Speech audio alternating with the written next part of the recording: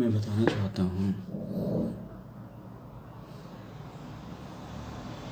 कि कैसे world religion और उसके स्वर्ग नर्क झूठे हैं।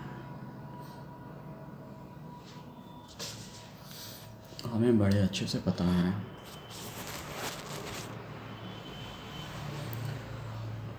साइंटिफिक सोर्सेज से मिली जानकारियों के आधार पे कि मनुष्य का विकास एवोल्यूशन से हुआ जो 3 लाख से 5 लाख साल पहले हुआ था। वही मनुष्य 5000 साल पहले अपनी कहानियों को लिखता है। ये ज़्यादातर कहानियाँ होती है स्वर्ग नर्क और गॉड के बारे में, ईश्वर, भगवान, अल्लाह, खुदा, जीसस और ऐसे बहुत सारे कैरेक्टर्स के बारे में। हम सभी को अच्छे से पता है विज्ञान के द्वारा मिली जानकारियों के अनुसार ये दुनिया बिग बैंग की वजह से बनी है। बिग बैंग के कारण अर्थ का जन्म हुआ,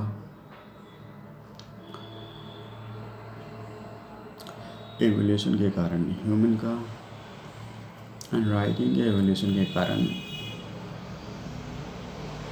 धर्म का विकास हुआ। फंडामेंटली जो मैं कहना चाहता हूँ बात यह है कि इंसानों का विकास आज 5 लाख साल पहले हुआ। राइटिंग एंड रिलीजन का विकास इन्हीं 5000 साल के भीतर हुआ। तो मेरा कहना है जब इंसान 5 लाख सालों से पहले से ही मौजूद था तो 5000 साल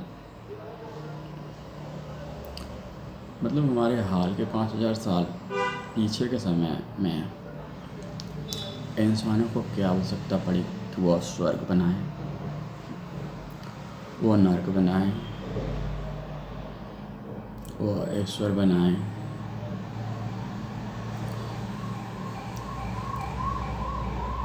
और शैतान बनाए, और पाप होने के नियम बनाए और उसकी कहानियाँ बनाए। क्योंकि अगर ईश्वर निर्माता होता विश्व का तो बिग बैंग और अर्थ के बनने के बाद और एवोल्यूशन होने के बाद जो इंसान आए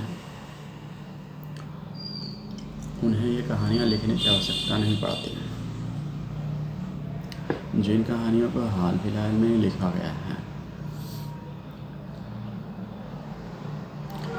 उन कहानियों में ज़्यादातर हाल फिलहाल की घटना मिलती है और उन समय के इंसान उसके सोचने समझने के पर्सपेक्टिव्स की जानकारी मिलती है। ज़्यादातर ईश्वरों की कहानियों में स्वर्ग जो है आसमान के बाहर है और ज़्यादातर में नरकों की कल्पना ज़मीन के अंदर, समुद्र के अंदर और अंडरग्राउंड में की गई है।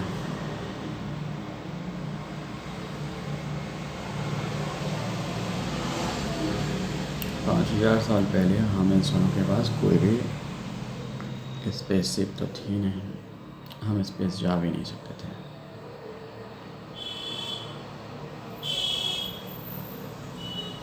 तो सबसे ज़्यादा सुदूर नहीं जा सकने और नहीं समझ सकने वाली जगह थी स्वर्ग, जो कि है हमारा स्काई। लेकिन आज के समय में तो हम लोग जा सकते हो जगह पे।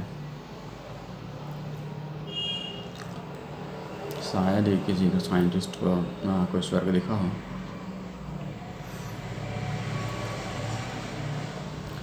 आज 5000 साल पहले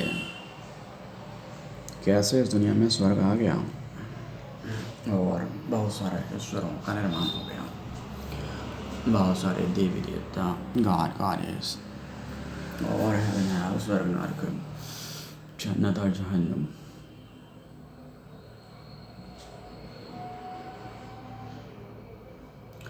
असल में हमें पता है अपने ज्ञान और व्यक्तिगत रिसर्च के माध्यम से कि सुमेर वो पहली सभ्यता थी जिन्होंने रिलीजन का आविष्कार किया,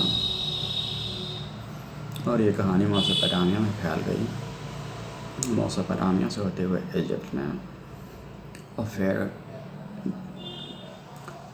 ग्रीक में, और फिर रोमन कंट्रीज़ में, और वहाँ से होते हुए हिंदुज़म में,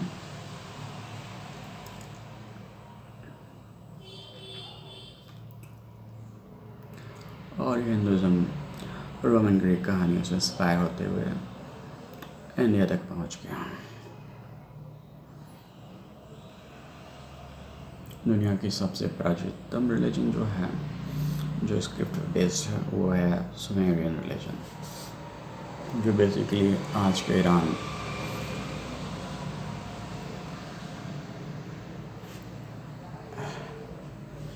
में अवस्थित है, उस जगह से विकसित हुआ था।